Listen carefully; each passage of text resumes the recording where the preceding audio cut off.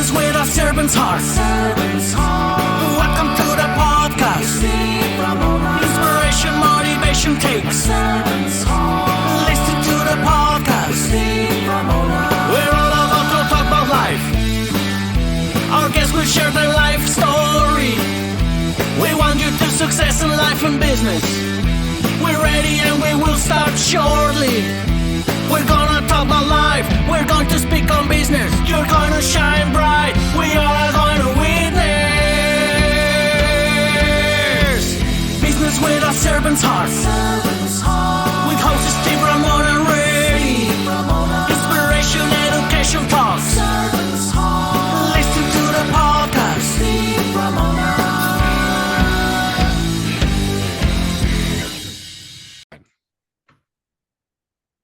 Welcome, everyone, to Doing Business with a Servant's Heart podcast. Doing business and life with a purpose, serving others, and yes, achieving success. I'm your host, Steve Ramona. We created this show for you because we want everyone to be motivated, inspired, and educated to make an impact in your world. And I accentuate your because we can't change the whole world. We're not these professional, powerful leaders. But if you change your own little world with an impact, with motivation, education, you'll make a difference. And while you're listening to my incredible guests today, why don't you think how you're going to serve today and what impact you're going to create today? I want to thank my sponsor, pitchdb.com. Be a guest in over 3 million podcasts, speak at over 18,000 different conferences, and much, much more. Build your thought leader platform with incredible opportunity to show who you are. And as I said, I talk about impact. Well, leadership is powerful. It changes everything for everybody if you do it right. And this guest is a huge impact. Looking at her bio and hearing some things that she's doing, you're going to be blown away. Get your pencil and paper ready because you're going to be taking notes. Vanessa, welcome to the show. Thank you. Great to be here. Love talking about leadership. It's something that is talked about in so many different ways. Some right, some, and it's different ways you can do it, but we always need to find the right way for us. So what's one word that's your key to successful leadership and why? One word. One word. And explain that one word. Oh, wow. I would have to say mindset. Mindset is going to be the one word. I mean, that's a tough question to start with because leadership is so complex and it's so multifaceted. And what I have noticed over the years is that if leaders do have a certain mindset, it helps them to be more effective in their job. So if anyone listening knows the work of Carol Dweck, she wrote a book called Mindset, the New Psychology of Success, where she talks about, she assesses successful people and looks at them and interviews them for 20 years. And she realizes, what is it that makes some people really flourish and other people stay stuck? And she realized it's their mindset, which really is your beliefs. And so she coined the terms fixed and growth mindset. Yeah. Right. So if you have a fixed mindset, you believe everything's set in stone, nothing can improve or change. If you have a growth mindset, you know that you can change. Now it's going to be hard work, but you can change. And so that's why I think mindset is so important for leaders, because I've seen leaders with fixed mindset really get stuck and they give up. And they think they're a bad leader versus leaders with a growth mindset know that, for example, let's take one piece of leadership that's important is strategy. You need to be strategic as a leader, but strategy is complex. There's 3 parts of strategy. You have to understand what they are and how to implement them. So someone with a fixed mindset is going to give up and just say, it's just not my strength. Whereas someone else with a growth mindset will say, well, let me learn about it. What does it mean to be strategic? How can I apply it to my team? Yeah, I like that. And you picked a good word. And I knew there's a lot of words, but that leads to a couple of things you said. One, it's complex. And 2 is you're going to make mistakes as a leader. We're not perfect. And that's okay. But with the complexity, that's where you come in, Vanessa, as this coach, consultant, to help people understand leadership in their business. Because I know it's different in every business. Talk about how you do that. Absolutely. So when I started my business about 12 years ago, I really thought about, what is it that makes leadership so complex and can be very overwhelming for people? And I'd been a consultant at a consulting firm for many years before that. I did a ton of a needs analysis for global organizations. So I took all of my needs analysis data, and as an executive coach, I had sort of goals set for clients, and I put them all together and realized I noticed some themes that came up, regardless of a leader's industry, regardless of where they lived in their world. And I realized there were sort of three things that make a successful leader. So, number one, you have to know yourself. Number two, you have to manage your team. And number three, you have to be able to lead your business. And it's through those three pillars that I strip down the complexity of leadership into those three parts. So leaders can say, okay, I have to know myself. Well, that's the self-awareness piece. I have to be able to manage my team. Well, what's that? It's like coaching and developing my people and delegating, and then leading my business. What's that? Well, that's around change management and executing strategically and prioritizing. So within those three pillars, I then break them down again. I like how you're breaking this down. You're making it simpler than it really is, but the action is where it's hard. You said that you've got to take the action, right?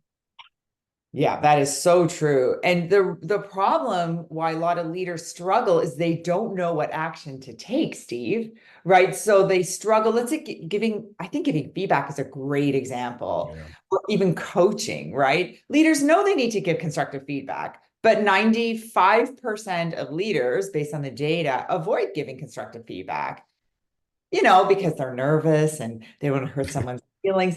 But if you actually know, look, there's a process to do it. If you know what the process is, it's actually not about feelings. It's really about facts.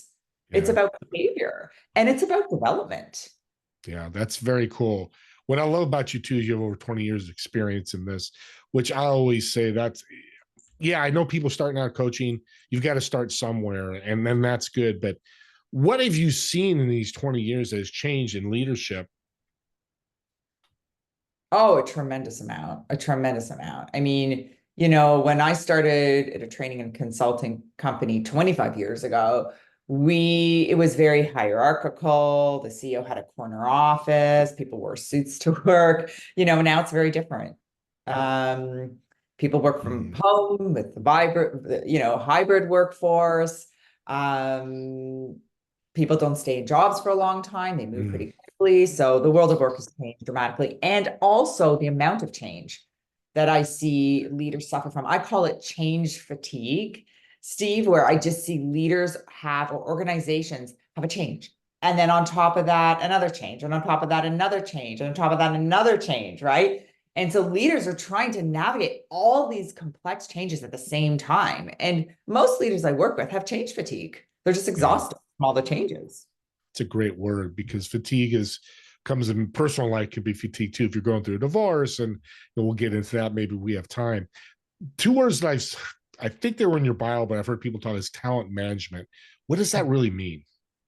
So managing your talent, managing your people, and I'm glad you didn't mention the word human capital, because that really bothers me, because I always think about people capital. So I'm good at talent management. So there's sort of this cycle, right, that you have to go through to develop your staff.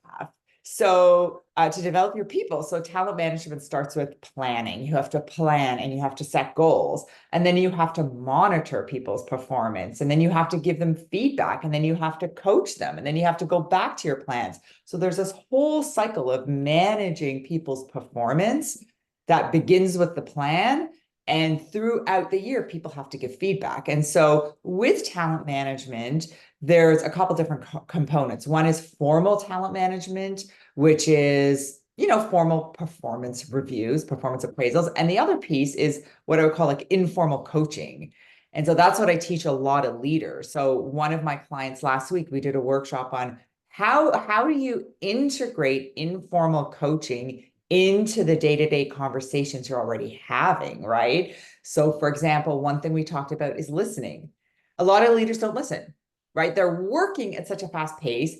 People will bombard them with questions all the time, and they'll just fire off answers. And I say to them, you know what? If you really want to start coaching, I mean, it's fine if someone's new to your organization and you really need to get them up to speed quickly. But when you have more seasoned people on your team, or people who've been with you for a while, take some time to really listen, understand what their issues are, and then ask them some powerful open-ended questions to get them to start thinking for themselves and solving their own issues. I like that. It's kind of mentorship, and it's interesting. Oak McCullough, who's one of my guests, who was in the military, He always asks the people a question when they say they're a leader: who are you mentoring today? If you're not mentoring anybody, you're really not a leader at that. And nothing wrong with that, but that should be one of the goals of the leader, is mentoring people. What's your thoughts on that? Yeah, 100%. The problem again is that a lot of leaders are told to do things like coach people and mentor people, but they don't know how. Yeah. So I'm a very practical person. And so when I've learned anything in my career, like how to be an entrepreneur when I started my own business, right? I find someone who's the best in that area to teach me how to do it. And I don't know if you know the business, the strategic coach. I'm forgetting the name of the person. He wrote the book, who runs Strategic Coach, but he wrote a book called Who, Not How. So that's a different perspective too. As part of it, like you've got to know how to do stuff, like how to coach, how to give feedback. But the other part of it is you've got to know who's the right person that's going to help you to move forward. So if you need to use AI in your leadership practice now, who is the person in your firm who's an expert in AI? If your boss has said to you, I need to lead strategically, and you don't know what that means, go find that person in your business that you think is the most strategic person and say to them, what does strategy mean to you? How do you approach your job? So you're strategic. What do you put in place annually, quarterly? So I say to people, like, be the CEO of your own career. If you're a leader who feels like you have a gap, find a coach, take a training program. It's a combination of that who and that how, or find that person in your business that does it really well and get them to help coach you and develop you. I love that, because my dad used to tell me as a young kid, don't recreate the wheel. That was back in the 60s when I was born, and, it's late 60s. And it's still today. That's what you're saying, is if you got a great SEO person, go get them. If you're not good at that, your company needs marketing or whatever you want to call that. It takes a village, it takes a community. It doesn't take one. A leader doesn't have to stand on top of a mountain and say, I'm leading you all. You always need help. So I love that. Growth is important. That's ROI, bottom line. You need to make money, pay bills, pay your employees, all that. What's one of the things that you teach for growth for leadership? So the first place is to really understand yourself, is that first pillar, which is know yourself, right? That's a first place every leader has to start. If you want to grow, you have to have self-awareness. And the reality is we all have strengths and weaknesses, right? So I'll use a tool like the DISC profile, for example. Do you know the DISC? Oh, yeah. Yeah. So for those who don't know the DISC, it's a self-assessment tool and it measures your work style. So the different work styles that DISC measures is if you're dominant, if you're an influencer, if you're steady, or if you're conscientious. And in fact, we're all a combination of all four of those areas, but it shows you, do you tend more towards one or the other? So the reality is with all those four work styles, everyone has different strengths and weaknesses. And in fact, what's really interesting about that is when you overuse your strengths, they actually become weaknesses. So I have a client who's a CEO, most brilliant CEOs I've ever worked with, and he's an actuary scientist.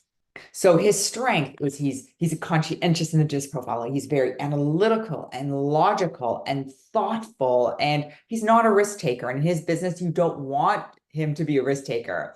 So we had a conversation one day. He said, I am high on the introversion scale, and I feel like it's holding me back as a CEO, but it feels inauthentic for me to walk around the hallways and high five people. It's not who I am. And I said to him, what gave you the impression? I'm curious, what gave you the impression that that's what it looks like to be a CEO?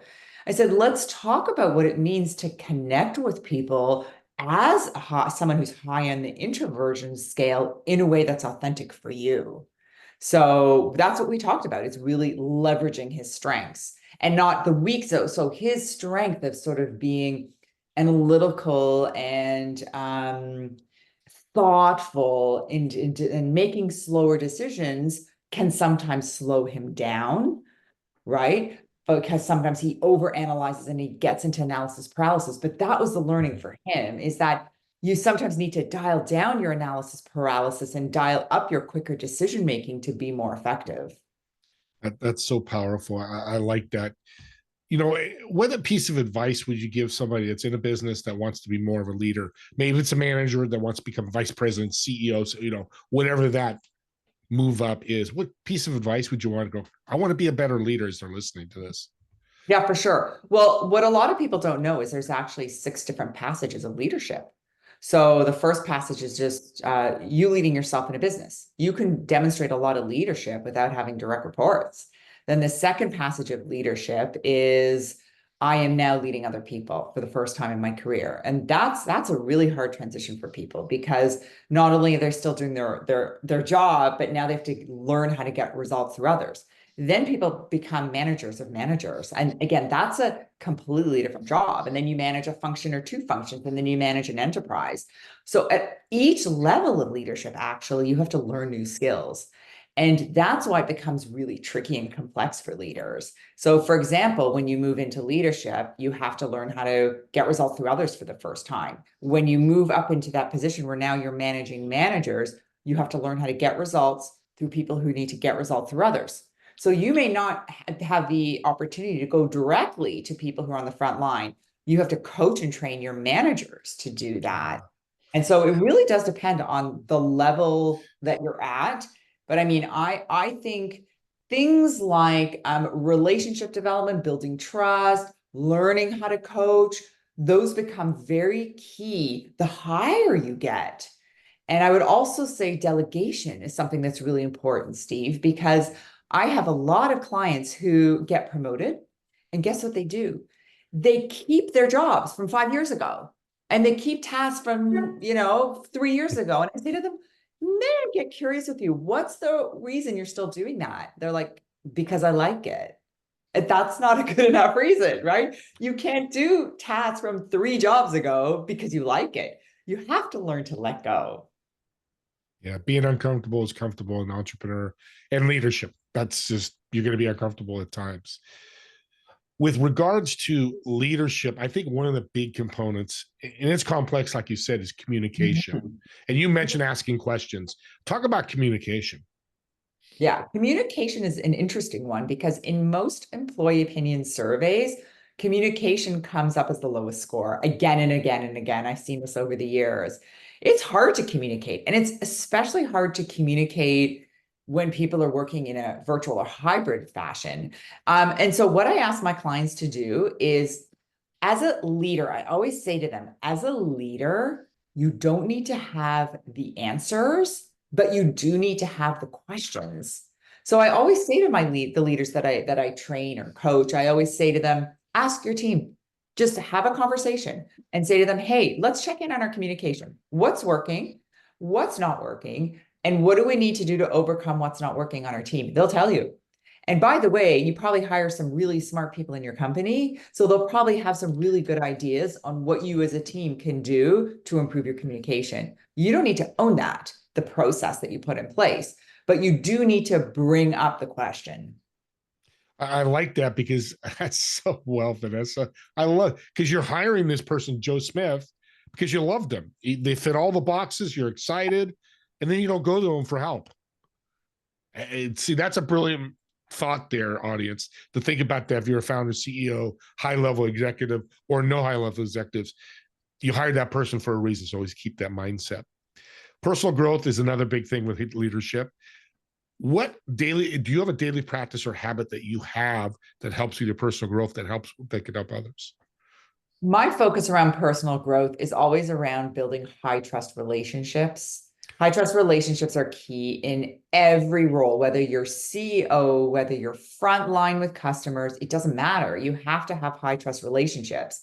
If you don't have high trust relationships on your team or in your business, you won't get results. And that's just the bottom line.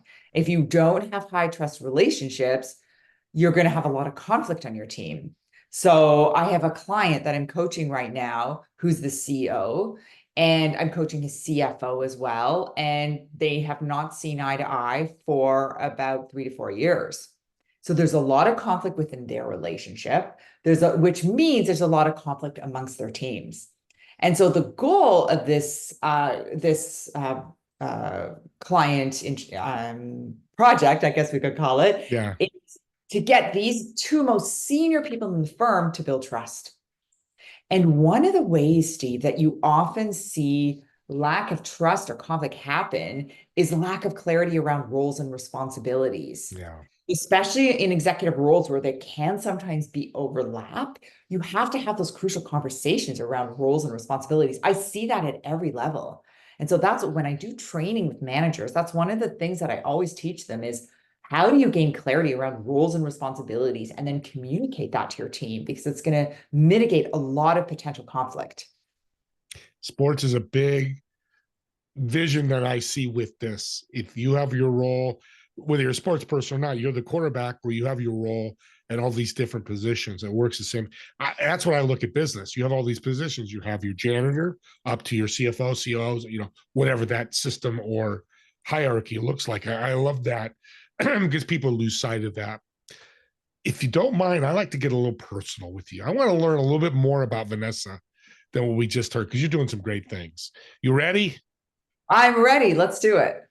If you had one person you could interview, who would it be? It could be historical or today, celebrity, whoever. And why would you want to interview them? I would interview Brene Brown. I love her work. I love that it's founded in research. I love that she's always working on new research projects. I love her work on vulnerability, because I think vulnerability is a term that we're more comfortable using in the world of work now, thanks to Brene Brown, but still a lot of leaders don't know what it means to be vulnerable at work. It doesn't mean share your deepest, darkest secrets. It means that when you're wrong, for example, say, I'm sorry, I made a mistake and here's, I'm going to fix it. And plus I think she's hilarious. I have listened to her podcast for years, and I think we'd have a really good time if we went out for lunch. So Brene Brown, if you're listening, give me a call. Let's set that up. Anybody knows Let's Brene set it Brown? up. Excuse me, reach out to me. Let's get, because this lady's awesome. She's definitely a servant's heart in leadership and in so many other ways. So what does Vanessa do on a Friday night? Well, this Friday night, I flew from Toronto to New York City. My 15-year-old son plays competitive basketball, and I spent the weekend on a basketball court. So that was this weekend when I'm not, driving my kids around town. Luckily, my older son, who's almost 18, has his driver's license now. So I'm doing less driving than I used to. When I'm not participating in my kids' sports, I love to read. I love to walk. I love to be in nature. And I'm quite a fan of sushi. I really do like to eat sushi. I gotta admit. My wife's a big sushi fan too. When we get Really? it, she loves to get it. I'm okay with it, but yeah, if she loves it, then we go do that. I love that. And I love your mother sports, what do they call mother in sports? Not what they call it, but my wife was that way too. She had three kids that did sports, and such a great way to spend a weekend or a night. And how they do, by the way. Yeah, so this Okay, weekend. that's all right. So not their best weekend. They were a little bit tired, so it took them a while to warm up. Yeah, that happens for sure. Well, I want to thank you. I know you have some resources that my audience can take advantage of. Sure, I have great resources. So if you go to yourleadershipresources.com, I have amazing, actually a really interesting art. I think people find interesting leadership assessment you can take to assess your leadership style. I have some great articles. I have some links to some podcasts. And so I would definitely recommend people head over to yourleadershipresources.com. That's fantastic. Anything you want to leave with the audience? We have a few minutes left. Sure. I would say that if you're a leader and you're not feeling confident, it's okay. Because leadership, Steve, we've talked about sort of the sub theme of sports. Leadership is like a sport. You can learn how to be a great leader. So I would really recommend that you take a minute and think about, what is it that I'm not feeling confident about? It's probably just that you've never learned how to lead properly. So find yourself that person, that course, that resource, that mentor internally that can help you build your confidence and develop your skills as a leader. It's so well said, because sports is like that. And you're always learning. That's the thing in sports. You're always practicing and learning. Learn this, you teach a leader this, they need to practice that. It just doesn't happen overnight, which is why it's so powerful. Well, Yeah. thank you. Go ahead. No, Oh, go I was ahead. just going to say, Steve, you just reminded me of something that I had an executive, a CEO that I worked for many years ago, and he had that learning mindset. And even the year he was retiring, he had a stack of books. right? That he was reading all the time. And we'd always talk about different books. He was reading to the day he retired. So I think you're so right, Steve. Having that learning mindset, that growth mindset is so important, regardless of what point you're at in your career. ABL, always be learning. I don't know why it reminds me of a basketball league. But thank you again, Vanessa. This has been fantastic. Such a powerful message. And audience, as I say, use the reverse and forward buttons on your podcast platform or on YouTube, because this is about 25, 26-minute podcast. And some people go, I don't want to listen. But Vanessa gave you some $1 million tips here that if you miss it, may change your life, or share it with somebody else to change their life or help them grow. Me and Vanessa love for you to watch or listen to this whole show, but 5 or 8 minutes of it change your life. We're super happy. So don't make that an excuse not to listen to a podcast. Enjoy it, enjoy pieces of it, or enjoy all of it. Don't forget my TV show, Together We Serve, Fridays at 2 p.m. Pacific, 5 p.m. Eastern. It's on Roku, Apple TV, all these different streaming platforms. And as always, don't forget doing business with a servant's heart. You listen to a servant heart today. Leadership is such a way to serve, and she's shown you great ways to do that. But wear that message proudly on your chest or your head, hats, t-shirts, hoodies. I want to get the message out to the world, because if we all learn to be servant's heart, I think and I know the world will be a better place. And as always, me and Vanessa, thank you so much for listening or watching this podcast.